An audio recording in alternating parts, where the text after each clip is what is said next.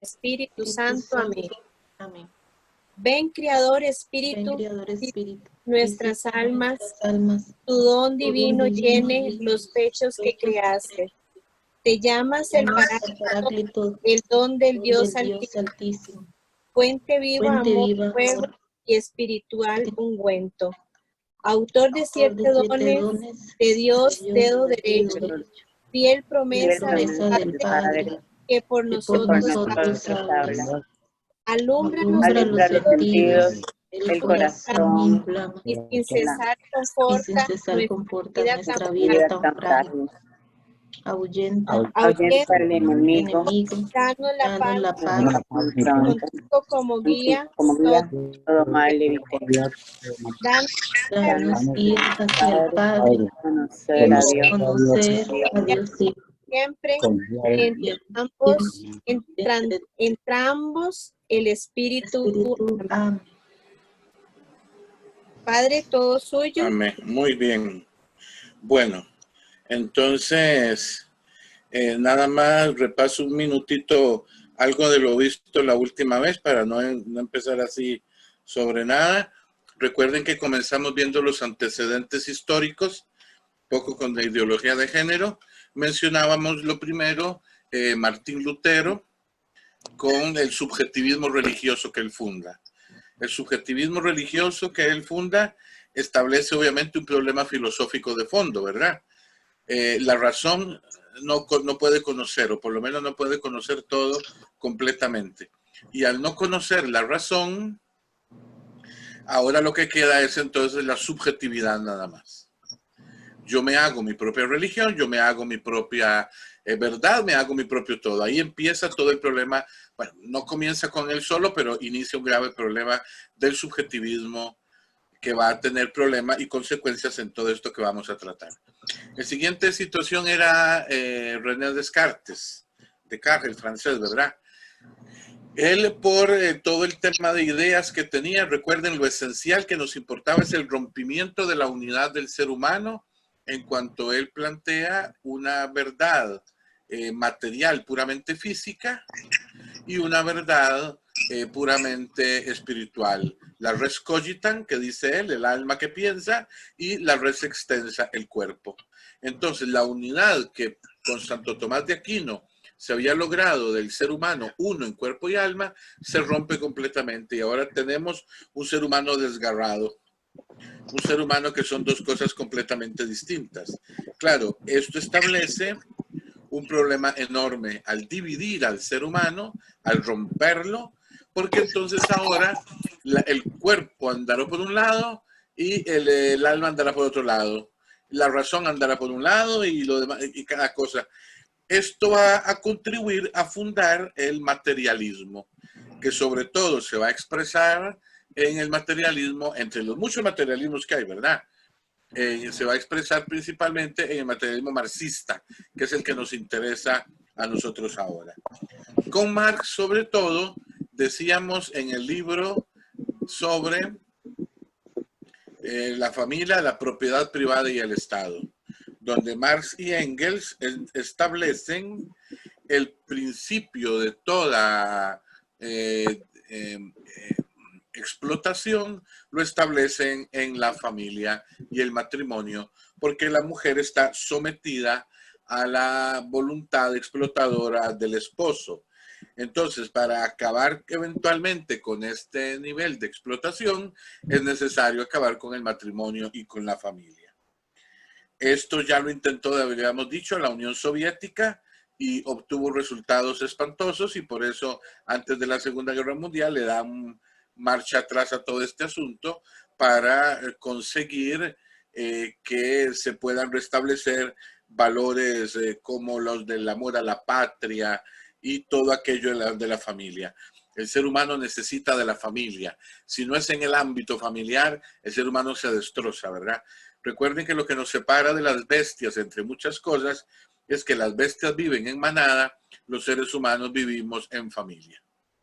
Y esto es lo que le permite al ser humano primitivo en muchas ocasiones salir adelante, vencer los problemas que se encontraban en el contorno. Pensemos el Homo sapiens, una parte de su desarrollo va a comenzar en la última edad de hielo, justamente porque la familia logró sobrevivir. Esto nos separa de las bestias, el hecho de poder ser y vivir en la condición de familia. Y hoy comenzamos, si quiere pone la que corresponde, comenzamos dentro de este desarrollo histórico, antecedentes históricos, vamos con sigamos, el materialismo ya está, la que sigue, el feminismo, ¿verdad? Vamos al feminismo. Aquí está muy esquematizado, devolvamos al feminismo, vamos, ahí sí. Primer feminismo, luego vamos. Aquí está muy esquematizado. Voy a explicar un poco más para caer en la cuenta bien de cómo se ha ido un poco desarrollando todo esto. Porque aquí, como ustedes ven, está apenas nombrado el de siglo XIX, pero antes hay mucho, ¿verdad? La cuestión de la mujer es una cuestión obviamente radical en todo esto. Porque resulta que durante muchos siglos, es una realidad que no se puede negar la historia, la mujer estaba reducida a una posición muy inferior a la del hombre. Si bien, por ejemplo, en el ámbito judío, según el Génesis, el hombre y la mujer están en igual dignidad, sin embargo, a la hora de las horas, las cosas cambian. Esto es una cuestión, lamentablemente, que es así, pero no siempre en todas partes, pero sí ha sido lamentablemente una situación así. Entre los pueblos que nosotros conocemos, en la antigua Grecia, encontramos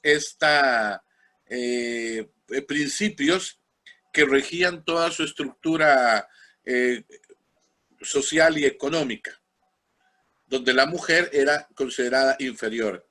Por ejemplo, Platón, el filósofo, decía, la mujer es valiosa únicamente en cuanto sepa atender bien el buen gobierno de la casa, custodiando el matrimonio y estando sujeta al marido. Ojo lo que decía. Y Eurípides, otro de los filósofos, decía, un solo hombre vale más que 10.000 mujeres. Oigan el extremo al que se llegaba, ¿verdad? La mujer, por lo tanto, vivía completamente sometida, confinada en el hogar.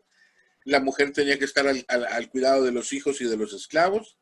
La casaban alrededor de los 15 años, normalmente era la época casadera en aquel tiempo, dado lo que se vivía. Las leyes reconocían el divorcio y el repudio de la esposa, pero no del esposo, ¿verdad? En esto había bastante desigualdad. En la cultura romana, el derecho romano protege la familia, pero la familia entendida por el pater familias, o sea, el marido, el esposo, es el que tiene la autoridad ilimitada y es la única autoridad y propietario de la familia. Ojo, este tema, ¿verdad? Propietario de la familia, porque un esposo podía vender a sus hijos. No solo a los esclavos, sino también a los hijos. Él es el juez de la familia. Incluso un padre de familia podía condenar a muerte a los miembros de su familia, uno de los miembros de su familia. Por eso es común encontrar esto en Roma. Fíjese que la subordinación es terrible también. En la fase final del Imperio Romano, la cosa empieza a cambiar. Obviamente en la cultura occidental europea, no estamos pensando en otras partes que la situación era igual o peor, empieza a cambiar en el Imperio Romano al final la situación porque empieza a surgir la pietà paterna, o sea, la piedad a los padres. ¿Y por qué surge la piedad a los papás? Esto es indiscutiblemente influencia del cristianismo. El cristianismo vuelve a reconocer o reconoce la dignidad de toda persona. Aquello de Pablo, ya no hay judío, ni griego, ni esclavo, ni libre, ni hombre, ni mujer, ya que todos sois uno en Cristo, de Gálatas, ¿verdad?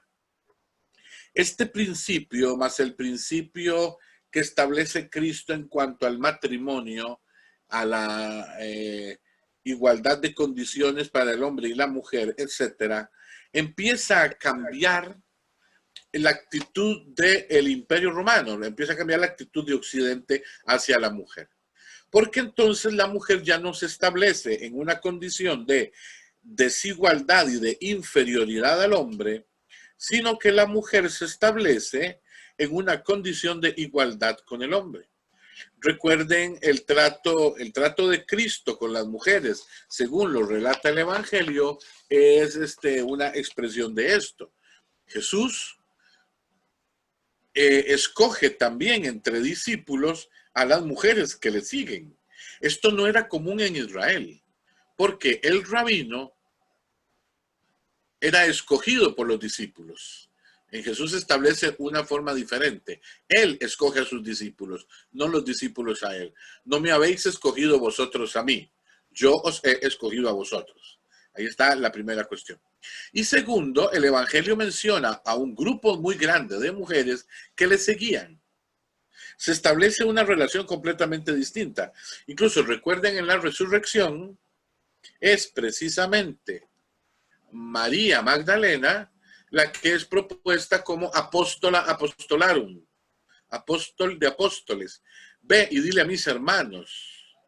Ella es la primera que lo contempla resucitado entre los testimonios escritos que tenemos, y es enviada a anunciar a los discípulos, que al principio no le creen, pero Jesús de todas maneras la envió. Él sabía que no le iban a creer, porque es en la ley de Israel, una mujer, el testimonio de una mujer no valía.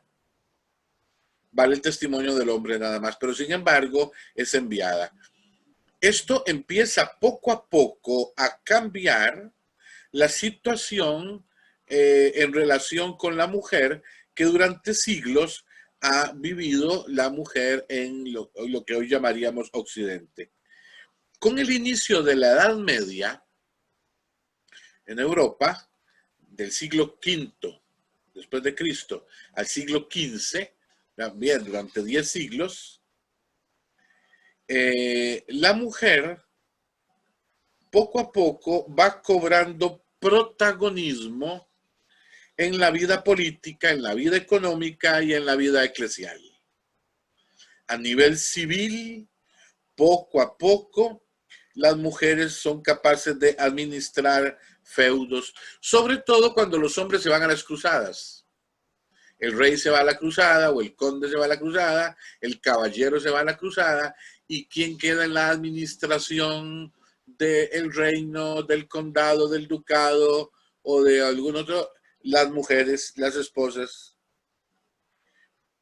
Y entonces ellas van a tener también la capacidad de gobernar y de dirigir los negocios familiares, los que fueran, los que tuvieran, ¿verdad? En el ámbito eclesial, también la mujer va a cobrar muchísima importancia.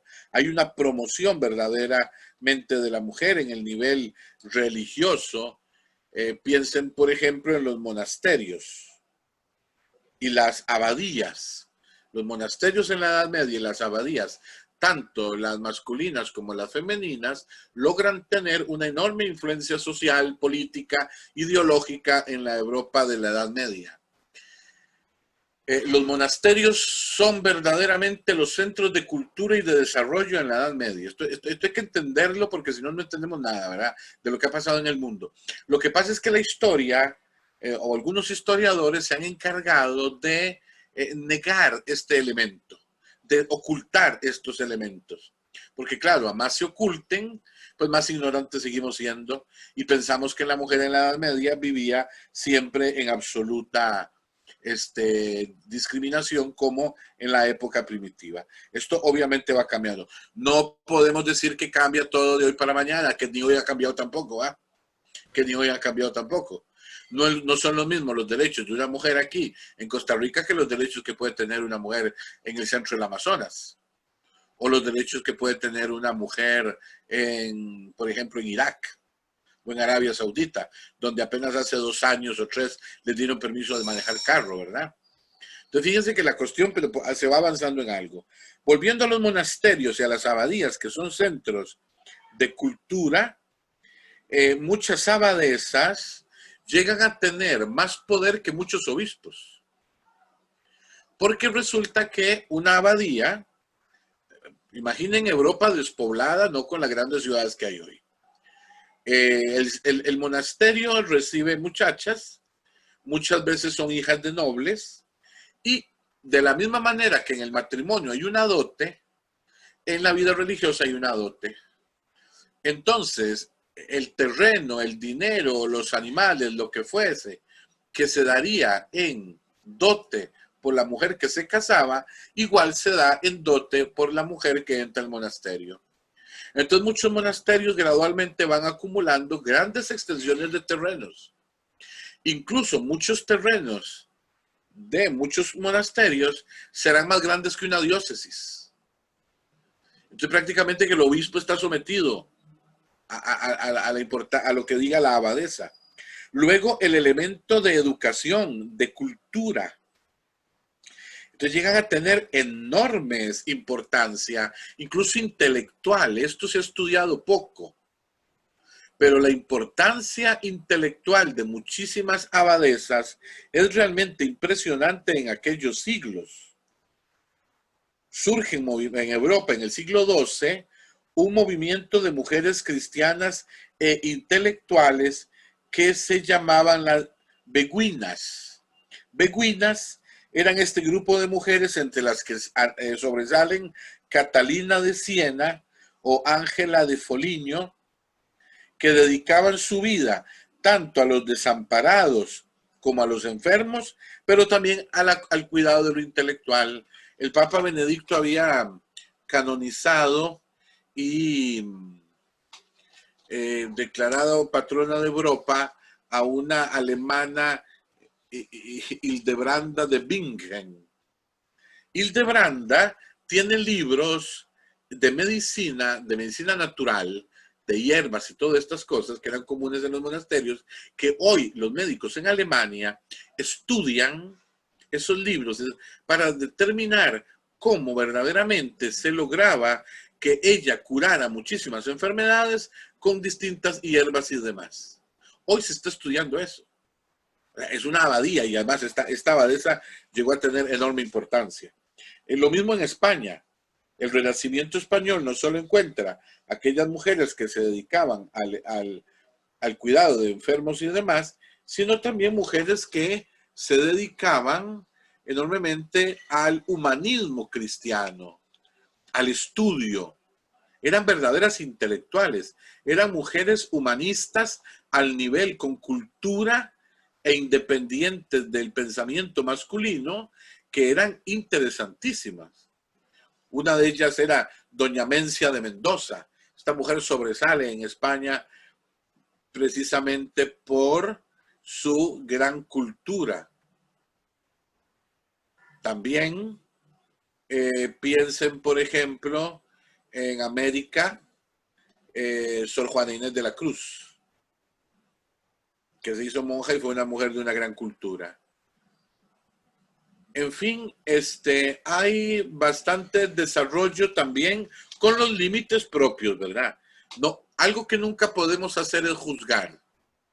Con nuestros principios de hoy, el ayer.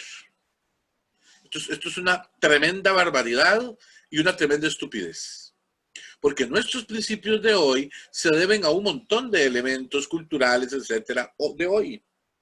Yo no puedo, con mis criterios de hoy, por ejemplo, en relación a derechos humanos, yo no puedo juzgar las cruzadas, porque correspondían a otro elemento y a otro principio, a otra forma de pensar. Bueno, en la Edad Moderna, ya del siglo XVIII en adelante, las mujeres siguen ganando cada vez más protagonismo fuera del ámbito doméstico, del ámbito religioso, intelectual, para empezar a ganar cada vez más protagonismo en el ámbito social.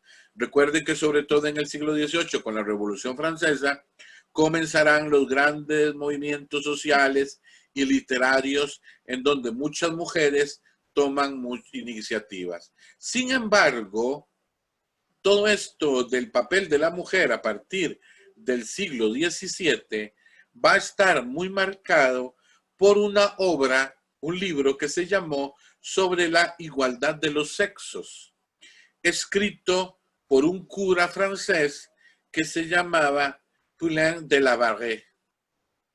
Este señor, este cura, escribe ese libro sobre la igualdad de los sexos. Es la primera obra explícitamente feminista que se escribe en la historia. Él demanda ahí la igualdad de los sexos.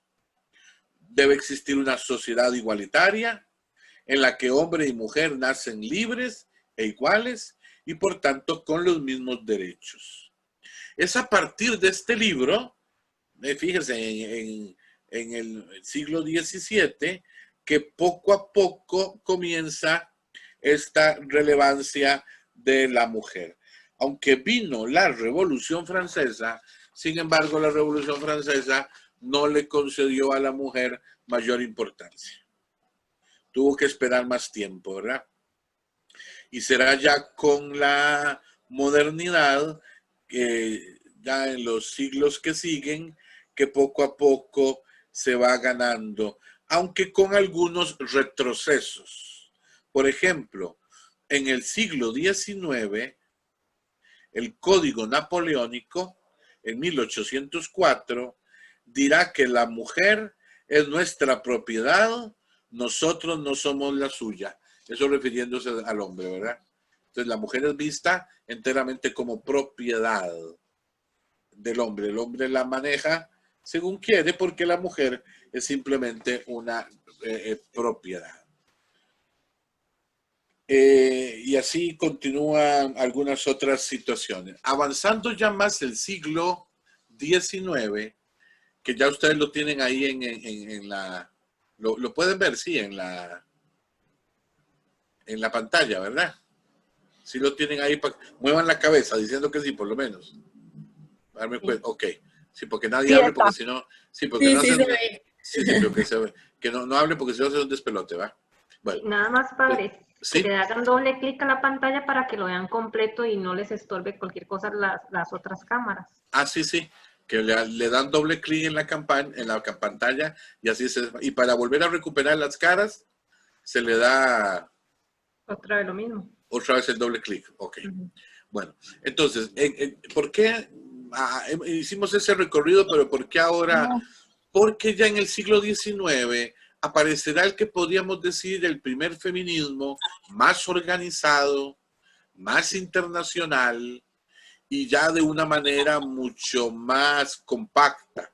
Lo que se dio anteriormente eran esfuerzos a veces más individuales.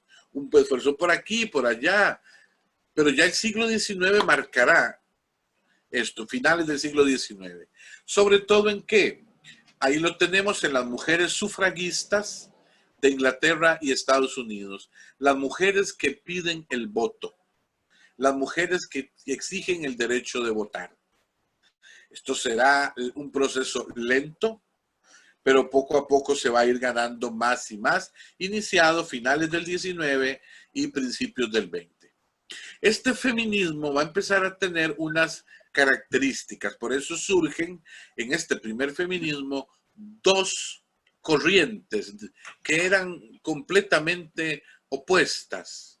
El feminismo más de corte liberal, donde la libertad es lo que primero se reclama, propio de un feminismo más individualista, propio de este discurso británico y norteamericano, o sea, del discurso anglosajón, o sea, el liberalismo.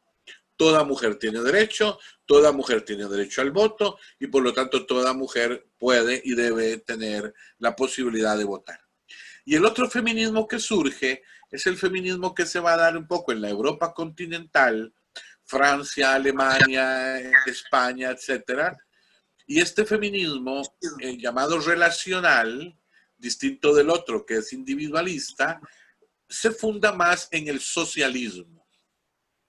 Es un feminismo más de corte socialista. Que por ejemplo en España, en los años después de la caída de la monarquía, en 1931, y durante parte antes de que naciera bueno, durante la Segunda República, en los inicios, por ejemplo, algunas feministas españolas dirán, el voto para la mujer sí, pero no para todas las mujeres. ¿Por qué? Porque decían, si le damos el voto a las católicas van a votar por los partidos de derecha, por los monárquicos, y eso no conviene. De hecho, hay fotografías y películas de unas elecciones en España en 1934, si no me equivoco, en que ganó los partidos monárquicos o la derecha, diríamos, y se ven en las filas para votar el montón de monjas que iban a votar, ¿verdad? Claro, esto a los comunistas no les hizo ni una peseta de gracia, porque claro, salieron todas las monjas a votar, y en España en aquel tiempo las monjas salían hasta debajo de las piedras.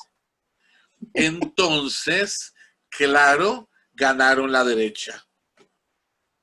Y después vino todos los enredos que viene en España y la guerra y todo lo demás, ¿verdad?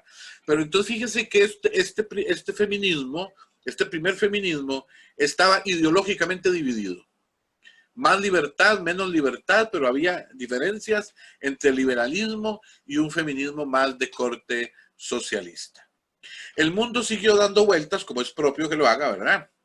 Y vino la Primera Guerra Mundial, que empezó a cambiar muchas cosas. El siglo XIX prácticamente se terminó en 1918, cuando terminó la Primera Guerra Mundial, cuando cayeron los imperios de Rusia, el alemán, el imperio austrohúngaro. El mundo cambió completamente a partir de aquel momento.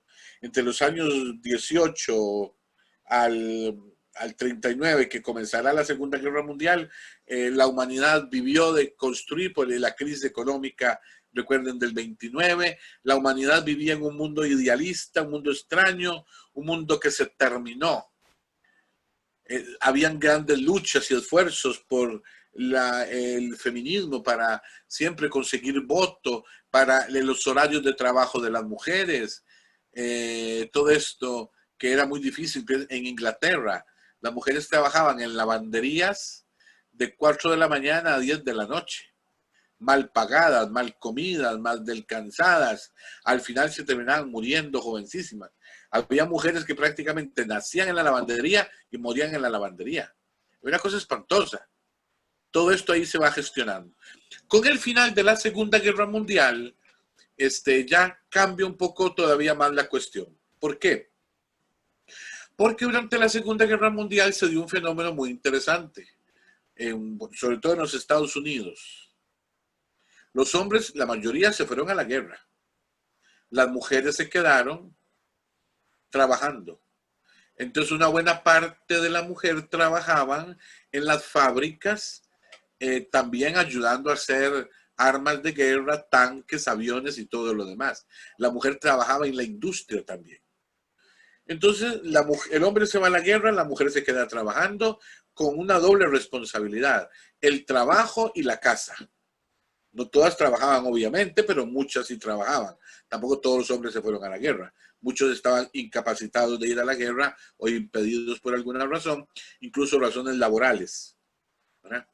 Entonces se quedan ahí, pero esto ya propicia que un gran número de mujeres empieza a ejercer trabajos bastante complejos en la industria, etcétera, entran al ejército, van ocupando puestos, etcétera, y empieza un cambio que para los años 50 va a significar un enorme boom económico. Si quieres, pasamos a la siguiente lámina.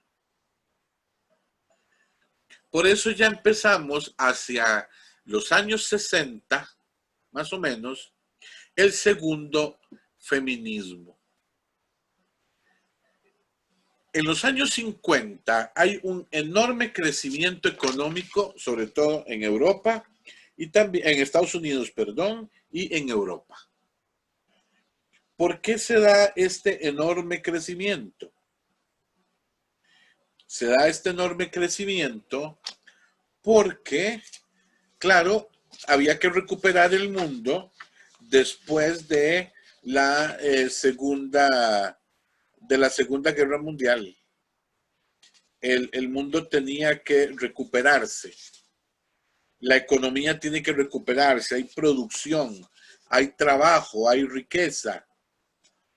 Y entonces, por supuesto, se debe crear todo un movimiento económico, más estabilidad, más tranquilidad. La economía empieza a generar sus beneficios, hay un poco más de dinero. En muchas partes ya el derecho al voto de la mujer ya se ha conseguido o está por conseguirse. Recuerden, en Costa Rica se consigue con la Revolución de 1948. La Junta de la Segunda República le da el voto, el derecho al voto a la mujer, que ejercerán en las elecciones de 1950, si no me equivoco. No, mentira, porque vino después de la Junta, vino Otilio Ulate, entonces fue como en el 54, 56, por ahí, que hubo ya las primeras elecciones en las que votan por primera vez las mujeres. Entonces el feminismo empieza a cambiar. Ya el feminismo no necesita la lucha del voto porque ya se ha obtenido. Y empiezan poco a poco a entrar algunos elementos ideológicos dentro del fenómeno del feminismo, ¿verdad? Esos elementos ideológicos que no son nuevos, pero sí son beligerantes. No son nuevos porque ya de alguna manera Marx los había mencionado. La mujer es oprimida, la mujer debe rebelarse, la mujer debe conquistar, la mujer entra en el conflicto con el hombre. Hombre y mujer entran en conflicto. Recuerden que esto lo propone el marxismo de suyo, el tema del poder de fondo, ¿verdad? Detrás de todo esto hay un hilo conductor siempre, y es el poder. Por eso decimos que elementos ideológicos no son nuevos, pero sí son beligerantes. Y hay una obra, un escrito, un libro, que marca enormemente todo este tiempo. Es la obra de Simone de Beauvoir, que era la esposa de Jean-Paul Sartre. Jean-Paul Sartre era aquel existencialista francés, ella era su mujer, y ella escribe un libro famoso que se llama El segundo sexo, 1949. El segundo sexo marca definitivamente el nacimiento de este segundo feminismo en Europa y en el mundo entero, ¿verdad? El feminismo, el segundo feminismo, estará imbuido de las ideas marxistas y de la liberación sexual. Aquí empieza entonces, por esto les digo, un feminismo beligerante, ¿verdad? El feminismo lleno de ideas marxistas, especialmente la lucha entre el hombre y la mujer, como está la lucha de clases entre ricos y pobres, y se toman un principio que ya ha venido desde el siglo, desde mediados del siglo, desde los años 40 más o menos del siglo XX, que era la liberación sexual. Eso ya lo veremos un poco luego. La liberación sexual, varios autores empezarán a escribir, es necesario hacer una revolución, pero sexual. Hay que liberar la sexualidad, porque la sexualidad oprimida está reprimida. Esto entra en este segundo feminismo, sobre todo a partir también del segundo sexo de Simone de Beauvoir. Esto supone, entre otras cosas, el control absoluto que la mujer debe tener de la reproducción. Claro, si la mujer es explotada y tiene los hijos que el marido manda, la libertad de la mujer en este choque, este conflicto con el hombre, es el control absoluto de la reproducción, incluyendo el aborto. Por eso el aborto en los años 50 empezará a tomar cada vez más fuerza en el mundo, propiciado por este segundo feminismo más radical. En los años 50, recuerden, aparece también, se inventa la pastilla anticonceptiva, entonces mucho más fácil, entonces se liga todo. Por eso el control absoluto de la reproducción, incluyendo el aborto. Esto es parte de todo este tema. Si quiere pasamos a la siguiente. La siguiente chunchilla, sí. Ok.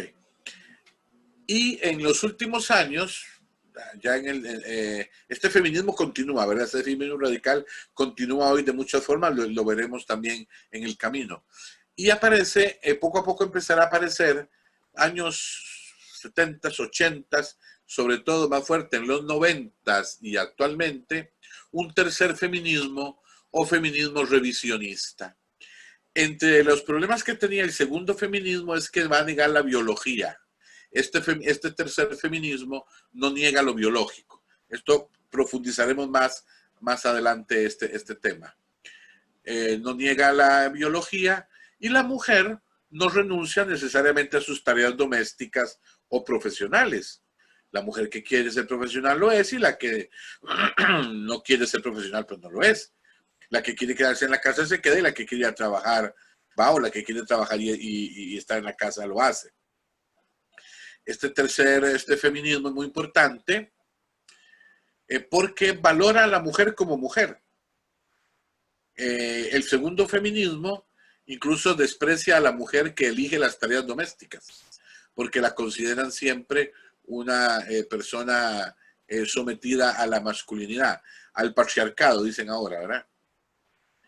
Este tercer feminismo abandona el lenguaje belicista, o sea, el de confrontación, el lenguaje de lucha, ese lenguaje típico del INAMO, ¿verdad? Que los hombres somos los culpables de todo, que el patriarcado machista es el culpable absolutamente de todos los males de este mundo. Ese lenguaje belicista lo abandona este tercer feminismo y considera los males de este mundo, la violencia y todos los demás son elementos que son parte de la condición humana y no son culpa más de uno que de otro. Son culpa de los dos. A veces más de uno, más de otro, pero hay responsabilidades compartidas. Por eso este tercer feminismo habla de la responsabilidad compartida en todo, desde la educación de los hijos hasta el trabajo, etc. Este tercer feminismo no ha, digamos, todavía conquistado todo. Ahí va, poco a poco va avanzando. Va avanzando porque el feminismo, el segundo, el confrontativo, ese feminismo sigue vivo. Sigue vivo y muy vivo, ¿verdad? Ese es el que ha ganado mucho terreno y sigue ganando terreno, ¿verdad? Incluso a veces con posiciones bastante complejas. Ese segundo feminismo es el que se empezará a confundir con lo que nosotros llamamos ideología de género, ¿verdad? Y esto es muy importante no perderlo de vista, porque si no, no entendemos todo el panorama que está detrás de toda esta cuestión. Que por mucho que digan que les interesan todas las personas, luego vamos a ver que en realidad no les interesan todas las personas. Les interesan algunas personas, pero no todas. Esto en cuanto al feminismo. Pasemos ya a la siguiente. Bueno, este es un poco el panorama histórico. Como han visto, es un panorama histórico bastante complejo. No es fácil. No se resuelve en media hora todo, pero hay que tratar de entender todo ese panorama, porque si no entendemos este panorama, no vamos a entender todo lo que sigue a partir de ahora. Lo que sigue a partir de ahora, como ven ustedes ahí, son los antecedentes teóricos. Vamos a ver una serie de autores que sobre todo en algunos libros clave que ellos escribieron, van a poner la base de todo esto que hoy podemos llamar ideología de género. Pero aquí voy a hacer un pequeño paréntesis porque es necesario que no confundamos dos cosas. Una cosa es, por ejemplo, los estudios de género o la teoría de género, y otra cosa es la ideología de género. Son dos cosas distintas. Y por eso desde ahora tratemos de tenerlo claro para no confundirnos. La estudios de género o la teoría de género estudia a partir de la naturaleza humana una realidad que es la realidad cultural, en la que encontramos el género. ¿Qué es el género? La forma en que las culturas han expresado la vivencia de lo sexual. Por ejemplo, en Escocia, los hombres usan faldas, todos lo han visto, ¿eh? Y los hombres escoceses con sus faldas están muy contentos y muy orgullosos, porque es una realidad histórica, cultural, propia de los escoceses. Pero probablemente aquí en América Latina ningún hombre se pondría una falda escocesa, porque no es parte de nuestra cultura. Eso es una cuestión de género, que no niegan nada, lo masculino ni lo femenino, ni el sexo biológico. Simplemente reconoce que la realidad biológica del sexo se expresa de maneras distintas en distintas realidades culturales. Y esto es lo que se pueden llamar estudios de género o teoría de género. El gran problema de la ideología de género es que enreda todo esto. Negará el sexo biológico, la existencia de lo biológico lo niega, y absolutizará lo cultural. Entonces, al final, en la sexualidad humana no hay nada que sea biológico, sino que todo será cultural. Ahí es donde está el gran problema de este tema que nosotros estamos analizando. Lo que vamos a analizar a partir de ahora son los antecedentes teóricos que darán origen a la ideología de género. Porque el tema de estudio de género o teoría de género, eso en general es aceptado y respetado por todo el mundo, excepto los ideólogos de género que enredan las cosas, ¿verdad? Entonces, esto es para que lo tengamos claro. Al final de todo esto, volveremos sobre este temita por cualquier cosa. Entonces, es para que nosotros comprendamos, son antecedentes teóricos de la ideología de género, no de la teoría de género, que es otra cosa distinta, ¿verdad? Esto para que nos quede bien claro desde el principio. Entonces, como les decía, vamos a ver una serie de autores que no necesariamente ellos estaban pensando en crear la ideología de género, pero que sus escritos, los de algunos, han ayudado a poner parte de la construcción que eso es la ideología de género. Algunos no lo pensaban, otros más adelante, pues sí lo pensaban ya directamente, ya lo veremos en su momento, ¿verdad? Sobre todo los primeros, tal vez eran conscientes de que algo tenía que cambiar, pero no necesariamente pensaban en esto que hoy se llama ideología de género, sino que pensaban en que algunas cosas tenían que ser diferentes, pero no decían exacto, estaban pensando en crear una nueva ideología. Sí en cambiar las cosas, eso sí. Estaban claros que las cosas tenían que cambiar, pero no necesariamente para crear una ideología nueva. Que ya iremos viendo primero estos antecedentes, luego otros elementos y cómo se va a amalgamar eso que llamamos ideología de género. Bueno, y pasamos entonces ya ahora a la siguiente lámina. Uno de los primeros escritores que vamos a encontrar aquí es este alemán, se llamaba Wilhelm Reich. Él escribe una obra que se titula La Revolución Sexual en 1945. La escribió en Estados Unidos, no en Alemania, porque Alemania estaba en medio de la Segunda Guerra Mundial, ¿verdad? Y por su pensamiento no creo que Hitler lo hubiera dejado vivir mucho. O a la larga sí, quién sabe, bueno. Lo cierto es que esta obra de Wilhelm Reich es muy importante porque marcará el mundo a partir de ese momento en muchas cosas. Él propone aquellos elementos que se deben tener en cuenta a la hora de la que él llamaba la segunda revolución sexual.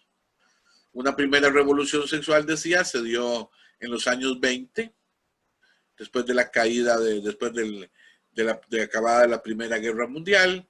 Hay una pequeña revolución sexual en esa época, pero él dice, vendrá una segunda revolución sexual, que la identificaríamos en 1968.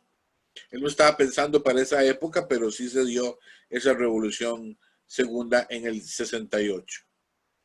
Para Reich, la sociedad occidental, ahí lo tienen ustedes en la filmina, se caracteriza por su perturbación sexual. Reich dice que la sociedad occidental está enferma con una neurosis en lo sexual y que esa neurosis colectiva es provocada por la represión sexual. ¿Y qué es lo que causa esta represión sexual? Las normas éticas de la cultura occidental. La humanidad occidental está enferma, hay una enorme perturbación sexual y esta perturbación sexual se debe a la represión que las normas éticas occidentales provocan. No lo está diciendo aquí directamente, pero lo entendemos. Esas normas éticas occidentales son en buena medida las normas éticas cristianas, porque es el cristianismo el que ha formado la cultura occidental. ¿Qué hay que hacer para curarse de estas normas éticas? Liberarse de esa opresión que la cultura occidental. ¿Qué debemos hacer para curar la sociedad enferma? ¿Qué terapia hay que hacer? Dice Wilhelm Reich, es necesaria una revolución sociocultural que tiene que cambiarlo todo, que tiene que transformar el orden moral que está establecido. Hay un orden moral de la cultura occidental, una ética, y hay que cambiarlo. Esto hay que darle vuelta. Hay que volverlo todo al revés. Establecer un nuevo orden. Hay que cambiar todos los principios, las normas, los valores que la cultura occidental tiene. Porque es la única manera en que se va a poder disfrutar de la sexualidad.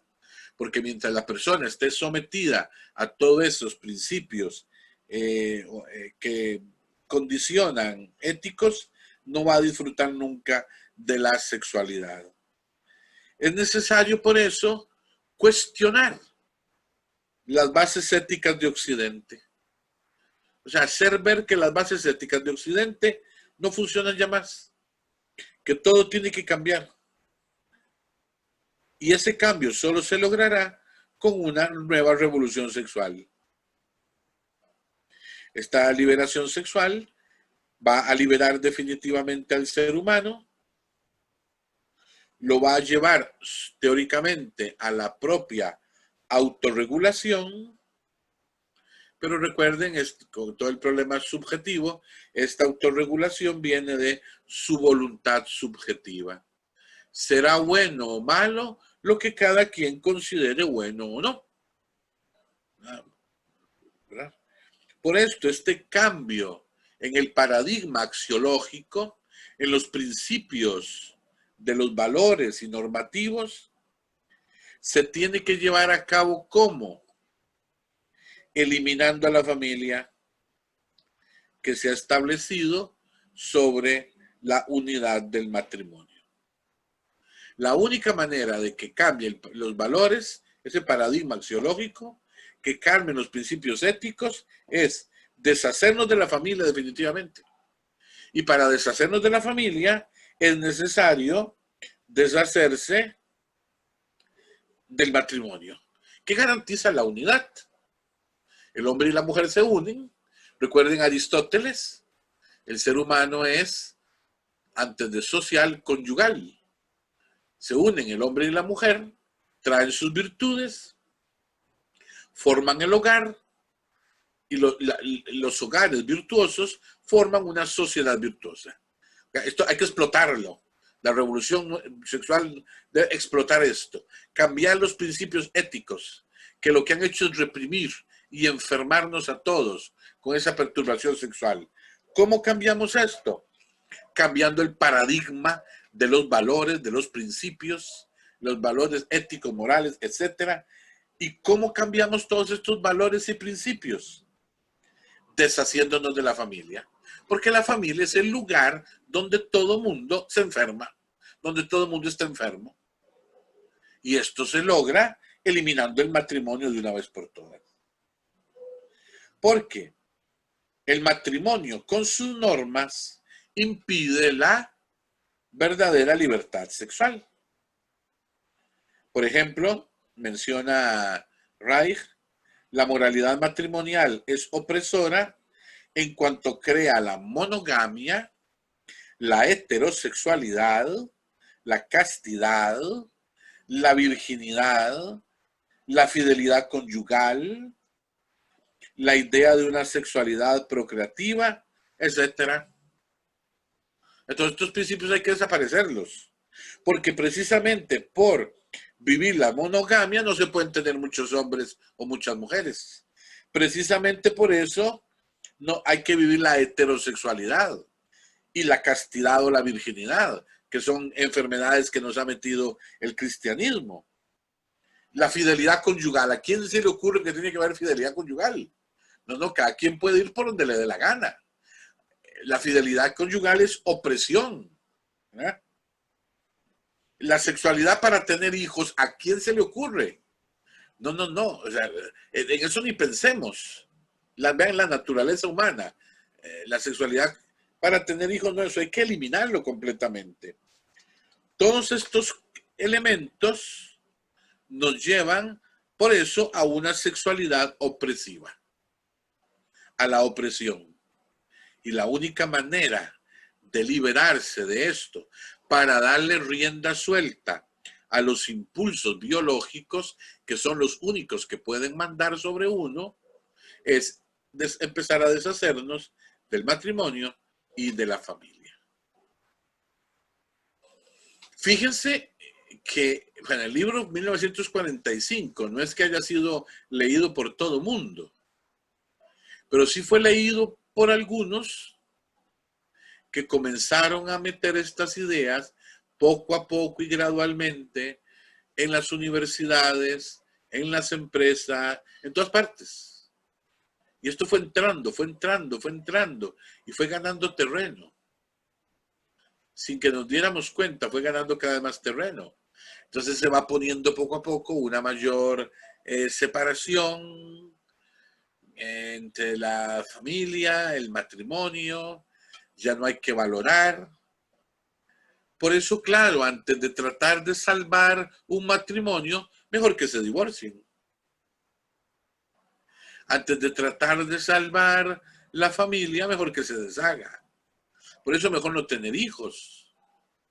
Esto sobre todo en los años 70 ganará mucho terreno, porque la sexualidad es también para divertirse, no es para tener hijos nada más.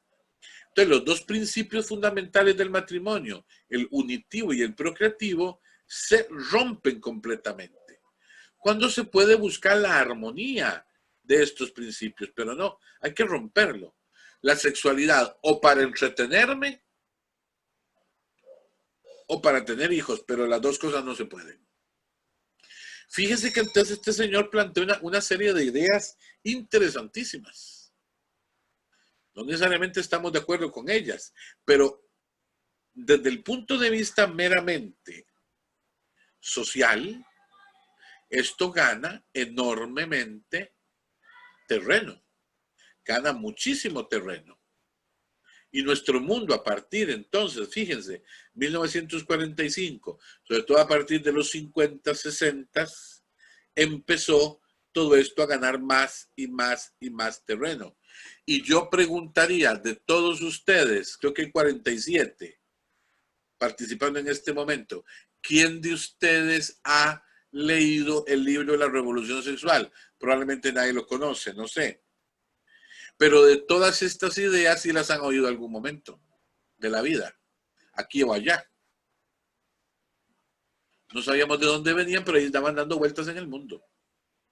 Esta es la gran tragedia de todo lo que ha sucedido. Claro, toda esta gente, en su mayoría, detrás tienen elementos del marxismo que los acompañan, ¿verdad? Esto no lo podemos perder en ningún momento de vista.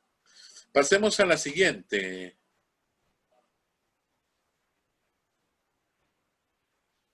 Otro autor, lo tenemos aquí, Herbert Marcuse, murió en el año 1979.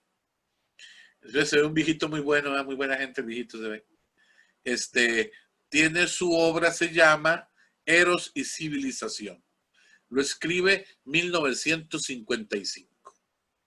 Marcuse pertenece a un grupo de intelectuales de la Escuela de Frankfurt, Alemania, que es esencialmente formada por gente toda fieles al marxismo. Hay una corriente marxista aquí también, ¿verdad? Marcuse escribe su obra Eros y Civilización. Eros y Civilización va a partir de una crítica a Freud.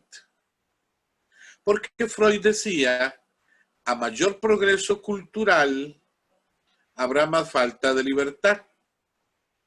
Y entonces se va a optar por un mundo civilizado que va a sublimar la libido, o se dará rienda suelta a esta, con el riesgo de caer en una sociedad incivilizada. Decía, Marcuse rechaza esta idea, afirmando que es posible la construcción de una sociedad en la que se puede unir progreso y satisfacción sexual, transformando la sexualidad en eros. ¿Qué decía Freud? Si la sociedad progresa y se abre a la pura sexualidad, la sexualidad va, el mundo va a fracasar. ¿Por qué va a fracasar? Va a fracasar porque el líbido, la pura sexualidad, llevará a la persona al fracaso. ¿Qué tiene que hacerse entonces? Condicionar un poco la sexualidad para que la sociedad no se incivilice. Marcuse más bien dice, no es eso lo que va a pasar. Una sociedad puede unir perfectamente el progreso a la satisfacción sexual. Solo que aquí Marcuse dice qué es lo que hay que hacer. Lo que debe hacerse es que la sexualidad se libere de la genitalidad e incluir todo el cuerpo en la sexualidad. Esto es lo que él va a entender como Eros. Por eso su libro Eros y Civilización. Los griegos, aquí tenemos que devolvernos un momentico en la filosofía griega. Los griegos hablaban de tres amores. El eros, la filía primero, que es el amor de amistad simplemente. Por eso filosofía, amor por la filosofía, por la sabiduría, la filia. Segundo, el eros, el amor propio de la sexualidad. Y tercero, el agape, el amor más alto, el más noble, el que nosotros diríamos caridad. Entonces, Marcuse lo que propone es, no tenemos que liberarnos de la sexualidad, no, sino más bien de la genitalidad, porque la genitalidad puede ser un problema y no deja de tener razón. Cuando la sexualidad humana es solo genitalidad, es un problema. La sexualidad tiene que incluir a todo el cuerpo, debe incluir el cuerpo entero de la persona. Pero para esto hay que quitar el valor reproductivo de la sexualidad humana. Es necesario, ¿por qué? Porque claro, si la sexualidad humana está pendiente de la reproducción, entonces no se disfruta la sexualidad humana. O sea, Marcuse no logra ver el equilibrio que se puede tener entre los dos principios. Es necesario por eso de alguna manera llevar a la cosificación del cuerpo, hacer del cuerpo una cosa, porque si no cosifico el cuerpo, no sería, o sea, no podría gozar la sexualidad. El cuerpo tiene que convertirse en un instrumento del placer. Claro, aquí ¿qué es lo que pasa? Si el cuerpo es nada más un instrumento del placer, se pierde el sentido humano de la sexualidad en los fines unitivo y procreativo, que no se debe perder de vista. Claro, Marcuse redescubre el placer. Esto es muy importante. Aquí tenemos que hacer un mea culpa, porque durante siglos el cristianismo pensó muchas veces que el placer no estaba bien, ¿verdad? Que el placer no era bueno, que había un cierto pecado en el placer. Algunos dijeron en algún momento que lo bueno del matrimonio era que al casarse los esposos tenían hijos y que por eso se toleraba la maldad del placer. Ojo, esto es una cosa muy complicada. Marcuse redescubre el placer y esto está bien. Lo que pasa es que lo separa completamente de la procreación. Y es ahí donde el problema está mal, porque la sexualidad humana tiene estos dos elementos: el unitivo, el bien de los esposos, la expresión del amor, el disfrute del eros. El eros, Marcuse lo redescubre, está muy bien, pero por otro lado también la sexualidad es para tener hijos. Así funcionan los animales sexuados, y los mamíferos así funcionan, y nosotros somos mamíferos, y como animales funcionamos así. Lo que debería lograr, perdón, y no perderse nunca de vista, es que el equilibrio entre estas dos cosas, entre lo unitivo y lo procreativo. Si esto se logra, las cosas caminan bien. Si esto no se logra, pues la cosa camina mal. Por eso en Marcuse, ¿qué encontramos? La necesidad de debilitar y deteriorar la familia y el matrimonio. Porque claro, la familia y el matrimonio imponen una sexualidad dirigida hacia la monogamia y la procreación. Y desde el punto de vista de Marcuse, del disfrute nada más placentero de la sexualidad, el matrimonio, la familia, la monogamia y la procreación son un problema. Y la única manera de superarlos es debilitándolo. Marcuse no ataca políticamente el matrimonio, en esto es inteligente. No ataca políticamente el matrimonio, solo que va llevando a la población o a las personas radicalmente a un estilo nuevo de vivir su relación sexual. Simplemente dejando de lado la posibilidad de procreación. ¿Para qué hijos si lo que tenemos que hacer es disfrutar? ¿Para qué hijos si lo único que cuenta es el placer? ¿Para qué hijos si lo único que cuenta es el eros? ¿Verdad? La tecnificación, el exceso de un mundo tan tecnificado, un mundo que exige más horas de trabajo, deja muy poco tiempo para la vida y por lo tanto necesitamos más tiempo para el placer. Entonces hay que cambiar la mentalidad. El mundo muy tecnificado necesita más tiempo para el placer. No necesitamos hijos.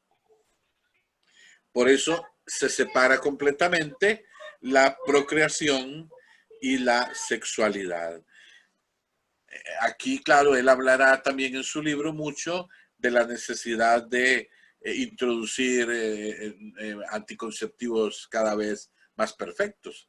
Claro, porque esto va a impedir el nacimiento de los hijos, ¿verdad? Fíjense que no, Marcuse todo lo que dice no es falso. Hay algunos elementos que son ciertos. Recuperar el eros, recuperar el placer es esencial a la vida sexual sana y normal de cualquier ser humano. Eso estamos de acuerdo. El cristianismo puede haber cometido un error cuando no oficialmente, pero cuando algunos en algún momento decían que el matrimonio era bueno solo porque servía para tener hijos. Entonces nunca se enseñó oficialmente eso. Pero esa era la mentalidad que existía en mucha gente. Esa mentalidad existía. Y entonces en la sexualidad se veía mal. Durante la Edad Media, por ejemplo, surge entonces la idea. La esposa es la casta, la virtuosa, con la que se tienen los hijos. Y toda la realidad placentera de la vida sexual es la otra mujer, ¿verdad? La querida, la otra que está en otro lado, o la prostituta, o lo que fuese. Y esto se toleró, y esto se toleró y se sigue tolerando.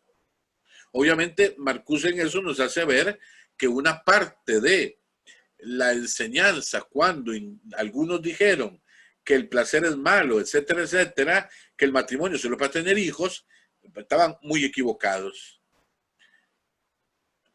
Porque entonces se rompe también los principios del matrimonio, el unitivo y el procreativo. O sea, Marcuse en esto hay que reconocer el mea culpa que tenemos que hacer. Reconocer, Marcuse tiene razón en algunos elementos. Claro, no tiene razón desde nuestra perspectiva, obviamente, cuando ya hay que debilitar, deteriorar la familia, el matrimonio, cuando el único que vale es el placer por el placer, porque entonces se cae en el hedonismo y el placer por el placer puede llevar a cualquier barbaridad, que son parte de los problemas que a veces encontramos hoy, para el hacer por placer. No me importa nada más. No hay normas, no hay principios, no hay nada más. Aquí obviamente tendríamos que con Marcuse decir, estamos de acuerdo en una parte de su visión, pero no estamos de acuerdo en todo lo que Marcuse está proponiendo, porque de lo contrario caemos en un problema gravísimo, y es que una realidad como la familia, que es institución natural, que ha existido siempre, empieza a perder su sentido. ¿Y qué pasa cuando la familia se deshace? Los problemas se complican enormemente, ¿verdad? Bueno, falta casi un cuarto para las 3. Entonces, no sé, porque hemos dicho que siempre dábamos unos minutitos hacia el final para preguntas o dudas. Entonces, habíamos hecho unos 15 minutos, ya casi falta un cuarto. Para no comenzar del otro autor y dejarlo a medio palo, no sé si le han mandado algunas preguntas, algunas consultas, o hay algunas dudas de esto que hemos visto hoy, y si no, pues comienzo con el otro, ¿verdad? ¿Qué dice usted? Por el momento no nos han enviado ninguna consultita, padre, pero no sé si alguno quiere entonces hacer alguna pregunta en este momento. Y si no... O alguien que quiera hacer una pregunta en vivo. Yo quisiera preguntar Sí. o expresar, bueno, padre, que usted dice que este señor, Marcuse, hizo algunos puntos de vista que él dio, estaban buenos, pero el peor que pudo haber dado es que la pareja era solamente, era el peor que dio fue no tener hijos. Y sí, claro. Sí, las personas que tenemos muchos años de matrimonio, sabemos que el matrimonio, esa es la belleza del matrimonio, los hijos. Y si uno lleva un buen matrimonio, logra entender, es decir, que los hijos, la pareja tiene que compenetrarse desde su comienzo del matrimonio para llegar a tener ya en la adultez esa unión familiar. Sí, y eso no, ajá. El decir este señor, es decir, que no necesitan hijos, que solamente placer, esa es la peor mentira que hay. No, por porque eso, ya en solamente, eso, sí. No pueden tener, ¿verdad? Ya eso es otra cosa. Sí, pues en eso estamos de acuerdo. Por eso yo les decía, dijo algunas falsedades, pero dijo algunas cosas que también es cierta, porque no vamos a decir que la negación del placer está bien, La negación del placer es uno de los grandes problemas que han tenido los matrimonios a lo largo de los siglos, cuando se pensaba que el placer era malo, ¿verdad? Y que el matrimonio era solo para tener hijos. Por eso yo les decía el equilibrio de los dos principios, ¿verdad? Del principio unitivo y del principio procreativo. Si los dos principios están equilibrados, la cosa camina bien. Cuando se rompe el equilibrio, es cuando la cosa camina mal. Lamentablemente la Iglesia colaboró a romper el equilibrio en algún momento de los siglos pasados. La otra parte del equilibrio la rompen estos. Entonces, el tema del placer que él redescubrió, no está mal que lo haya puesto en la realidad para redescubrirlo. Y no es que yo esté diciendo que el otro está bien, no. Yo dijo algunas cosas que son correctas, ¿verdad? Padre, yo quiero hacer una pregunta. Sí. Si en algún momento yo recibiría un curso de estos y se me mienta el personaje Herbert Marcuse, Ajá. y yo respondo, si preguntaran, ¿qué respondería usted a todo lo que él plantea? Yo quiero saber si lo que yo podría responder está correcto. Yo pongo así, Marcuse tiene razón en muchas cosas, pero hay en algunas partes de sus teorías, hay algunos cuestionamientos. ¿Está correcto eso o no? Sí, sí, sí. En el tema, por ejemplo, de la bondad. Hay cosas que uno ve y mira y sí, es una realidad, pero sí, también tiene sus cuestionamientos. Exactamente. Cuando él habla del tema de la bondad, del placer y todo esto, tiene razón. Claro, convertir a la persona en un solo instrumento del placer, esto es un problema, obviamente. Y el otro elemento, negar lo procreativo. Y por lo tanto el matrimonio, ahí sí él está equivocado. En lo otro no está equivocado, ¿verdad? Tenemos por eso que hacer el equilibrio. Lograr ver las cosas con cuidado para darnos cuenta que, por ejemplo, Marcuse tiene algún elemento rescatable, ¿verdad? No todos tendrán cosas rescatables. Marcuse sí por lo menos tiene este elemento rescatable, ¿verdad?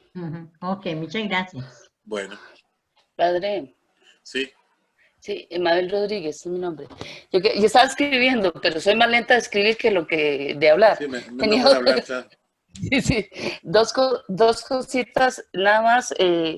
Es que yo tengo 58 años, entonces en el tiempo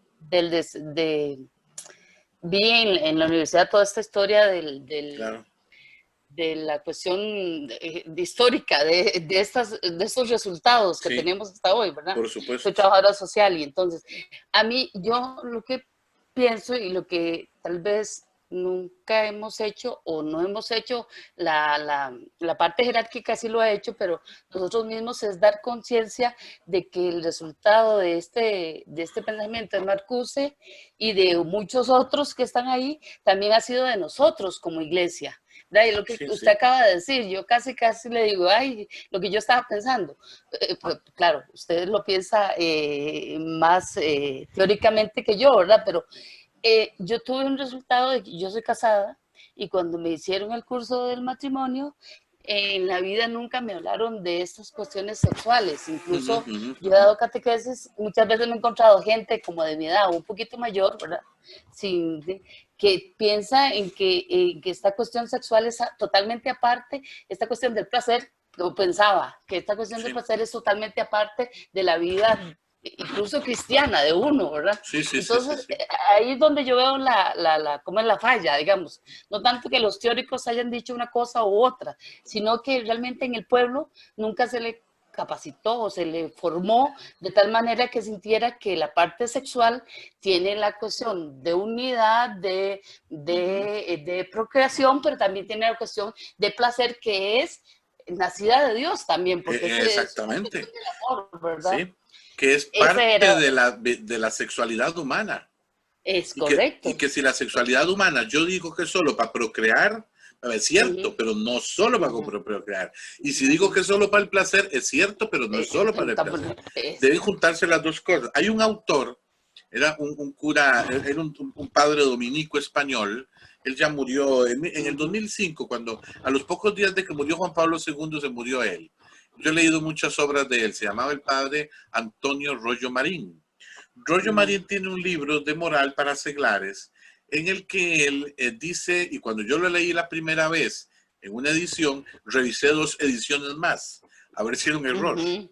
Porque lo escribe por primera vez en 1956, si no me equivoco. Y en el libro, oigan lo que dice. El padre Rollo Marín, 1956, premiado por el Vaticano por el montón de libros que escribió. ¿Y qué dice Rollo Marín? Que en el acto sexual de los esposos, cuando la mujer no alcanza el orgasmo, tiene el derecho y el deber, ahí, en el contexto de la relación sexual, de ella sola o con la ayuda de su marido, de alcanzar el orgasmo. Porque si esa relación sexual queda incompleta, no es humana. Si no es humana, no es matrimonio. Y si no es matrimonial, no es querida por Dios. Imagínese. Ojo lo que está diciendo. Claro, esto no lo puede uno decir en misa.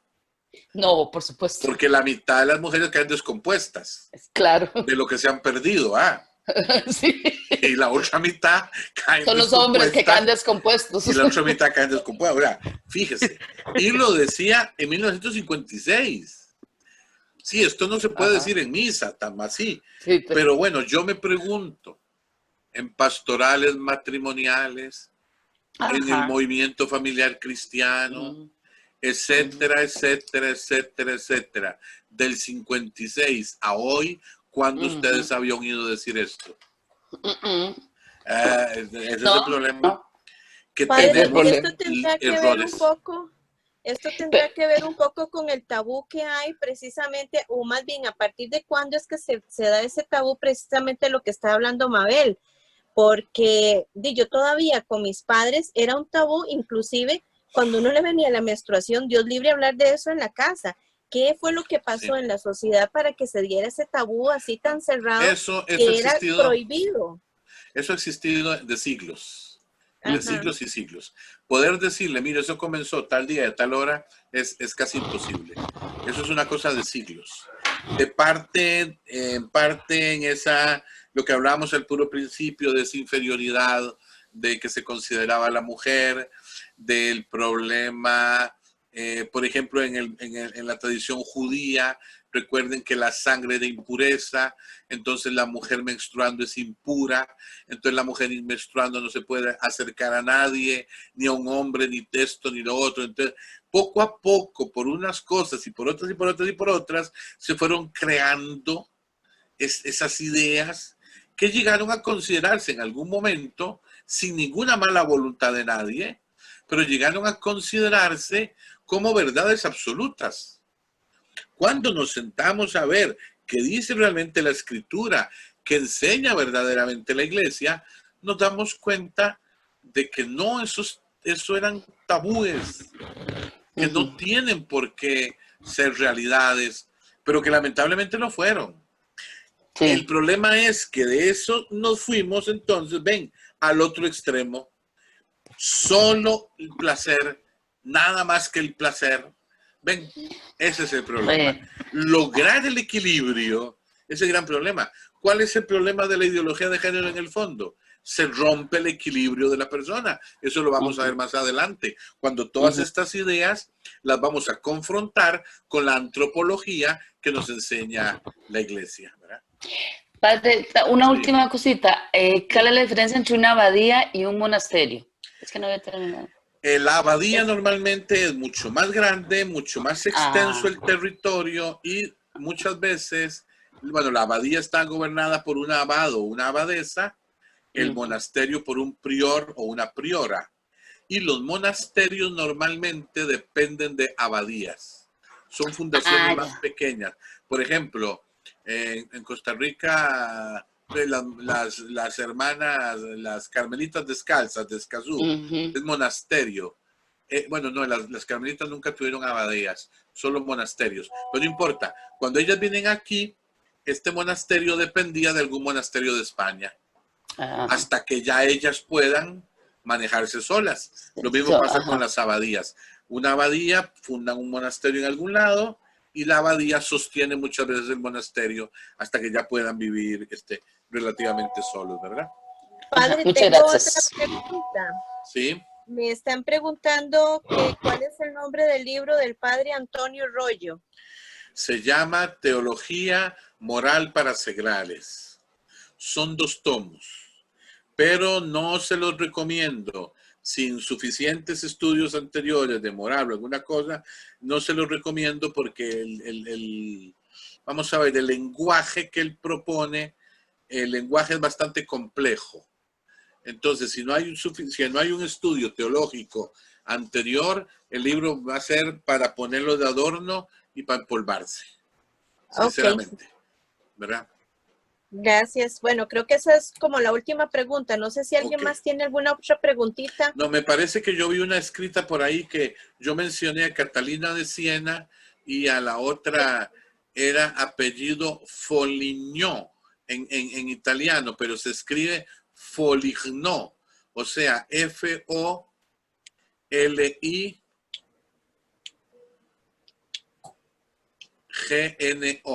Foligno. Se dice Foligno. Creo que esa era una pregunta que habían hecho. Bueno, entonces, sí, Foligno, Ángelas de Foligno. Entonces, quedamos con Vilmos Herbert Marcuse. De hoy en 15 continuamos con esta gente, ¿verdad? Si hay preguntas o algo más, las pueden igual mandarle a ellas y las hacen y me las hacen llegar y vamos a ir respondiendo poco a poco. Entonces nos vemos otra vez de hoy en 15. Muchas gracias, Padre. Bueno, tal vez se nos hace el cierre con la bendición, una oracioncita. Sí, muy bien. Dios te salve María, llena eres de gracia, el Señor es contigo. Bendita eres entre todas las mujeres y bendito es el fruto de tu vientre, Jesús. Santa María, Madre de Dios, ruega por nosotros los pecadores, ahora y en la hora de nuestra muerte. Amén. El Señor esté con vosotros. Y con tu espíritu.